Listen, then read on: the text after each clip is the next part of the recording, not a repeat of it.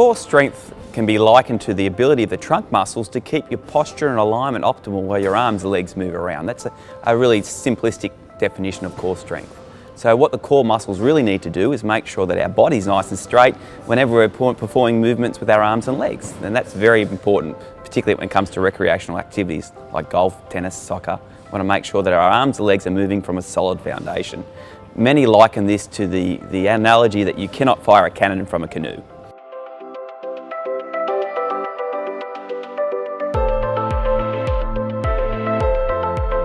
One of the leading causes of lower back pain is weak core muscles. And particularly when if you undergo activities where there's high stress, high impact stress to the body, like running for example, that runners can suffer lower back pain simply because their core muscles aren't firing as their foot hits the ground.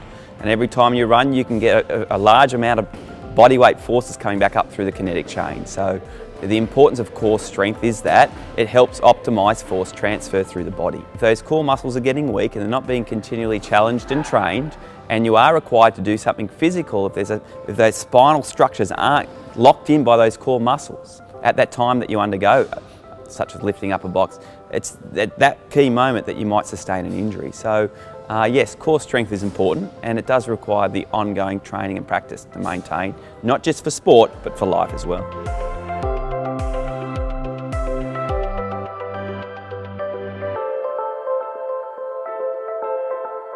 Well, I think most people, when they think core, they might think of yoga, they might think of Pilates, and these are great ways to train your core, and they often involve a range of exercises that focus in on getting the muscles of the trunk to fire, and then once those muscles are turning on and doing the things they should, progressively challenging them by moving your arms and legs in various movement patterns or holding certain postures.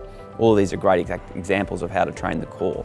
But probably one activity that's not well known is that any movement or combat sport where there's a requirement to move your arms and legs away from your centre mass actually requires the core muscles to fire and fire quite vigorously.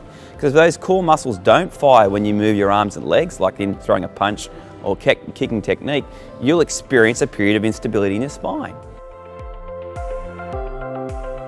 In any punching or kicking technique, one of the key components of these techniques is the ability to rotate the trunk quickly, vigorously. Because without that rotation of the trunk, the ground reaction forces that start at the foot and have to make their way up through the body, through to the arm, and then eventually to the fist or the foot, have to do so by bypassing the core. So you can think of the core as a bridge. So every time someone throws a punch or a kick, they are requiring high levels of core muscle activation and quickly. So just about every time you punch or kick, you're requiring those core muscles to engage in a vigorous, fast contraction, which in time can lead to an improvement in core strength.